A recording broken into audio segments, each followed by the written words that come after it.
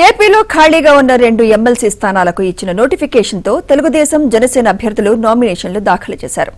నామినేషన్ల దాఖలకు తుది గడువు కావడంతో టీడీపీ తరఫున మాజీ ఎమ్మెల్సీ సి రామచంద్రయ్య, జనసేన తరఫున పవన్ కళ్యాణ్, పొలిటికల్ సెక్రటరీ పిడుగు హరిప్రసాద్ నామినేషన్ వేశారు.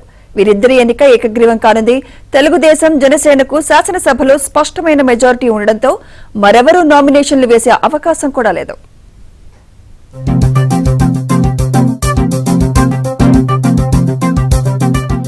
ఏపీలో తెలుగుదేశం కూటమి ప్రభుత్వం అధికారంలోకి వచ్చిన తర్వాత ఖాళీ అయిన 2 ఎమ్మెల్సీ స్థానాలకు నోటిఫికేషన్ ను కేంద్ర ఎన్నికల కమిషన్ ప్రకటించింది. ఈ నోటిఫికేషన్ లో ఉన్న 2 ఖాళీలు వైసీపీ తరపున ఎన్నికై తెలుగుదేశంలోకి చేరిన మాజీ ఎమ్మెల్సీలు సి రామచంద్రయ్యపై వైసీపీ ఫిర్యాదు చేయగా ఆయనపై అనర్హత వేటు వేశారు. మరో ఎమ్మెల్సీ ఇక్బాల్ పార్టీ మారేందుకు ముందే ఎమ్మెల్సీ స్థానానికి రాజీనామా చేశారు. ఈ 2 స్థానాలకు తెలుగుదేశంలో విపరీతమైన పోటీ ఏర్పడింది. అందరూ పిఠాపురం మాజీ ఎమ్మెల్యే వర్మకు ఒక స్థానం దక్కుతుందని భావించారు. అయితే వర్మకు ఎమ్మెల్సీ స్థానం ఇవ్వకపోవడంతో అక్కడి టీడీపీ కేడర్ నిరుత్సాహానికి గురైంది. ఇదే సమయంలో మరో ఎమ్మెల్సీ స్థానానికి ఇక్బాల్ పేరు ప్రకటిస్తారని ఆశించారు. కానీ అనూహ్యంగా జనసేన తనకు ఒక స్థానం ఇవ్వాలని చంద్రబాబుకు కోరింది.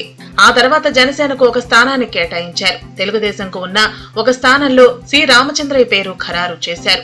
ఇక్బాల్ ను పిలిపించి ఆయనకు త్వరలోనే మరో పదవి ఇస్తామని చంద్రబాబు హామీ ఇచ్చినట్లు తెలిసింది. 2వ స్థానం జనసేనకు కేటాయించడంతో హరిప్రసాద్ పేరును పవన్ కళ్యాణ్ ప్రకటించారు. జనసేన స్థాపించిన రోజు పార్టీలో పనిచేయడంతో పాటు పవన్ కళ్యాణ్ కు పొలిటికల్ సెక్రటరీగా ఉన్న హరిప్రసాద్ పేరును ఖరారు చేశారు. పాత్రికేయ వృత్తి నుంచి ఎదిగిన హరిప్రసాద్ చివరకు ఎమ్మెల్సీ వరకు వచ్చారు.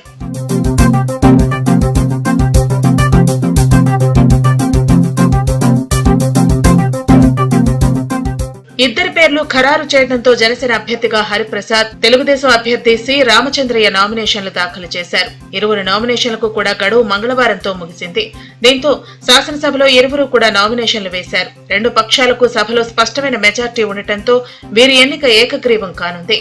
రేపు నామినేషన్ల పరిశీలన, ఎల్లుండి నామినేషన్ల ఉపసంహరణకు గడువు ఉంది. నాకు ఇంకా ఒక 3 సంవత్సరాల వ్యవధి ఉంది. నేను రాజీనామా చేసి ఇది ఖాళీ ఏర్పడితే దాంట్లోనే నేను చంద్రబాబు నాయుడు గారు నాకు మా సీనియారిటీని గుర్తించి మళ్ళా నాకు అవకాశం ఇచ్చారు. పార్టీ నిబంధనలకు అనుగుణంగా పార్టీ ఇంట్రెస్ట్లో నా కొలీగ్స్ అందరినీ కలుపుకొని నేను నా టెన్యూర్ కంప్లీట్ చేస్తాను. నేను చంద్రబాబు నాయుడు గారికి కృతజ్ఞతలు తెలుపుతున్నాను. ఈ సందర్భంగా నా హృదయపూర్వక నమస్కారాలు. ఎమ్మెల్సీ అభ్యర్థిగా నా పేరు ప్రతిపాదించగానే పెద్ద మనసుతో అంగీకరించిన ముఖ్యమంత్రి శ్రీ నారా చంద్రబాబు నాయుడు గారికి, లోకేష్ గారికి, తెలుగుదేశం నాయకులందరికీ పేరు పేరున నా హృదయపూర్వక కృతజ్ఞతలు. ఇంతకాలం నాకు పార్టీలో వెన్నుదన్నుగా నిలిచిన మా నాయకులందరికీ, కార్యకర్తలందరికీ, ప్రేమాభిమానాలు చూపిస్తున్న ప్రతి ఒక్కరికి హృదయపూర్వక కృతజ్ఞతలు. ఇరువురు అభ్యర్థుల ఎన్నిక ఏకగ్రీవం కానుందని కూడా పార్టీ నేతలు చెప్పారు.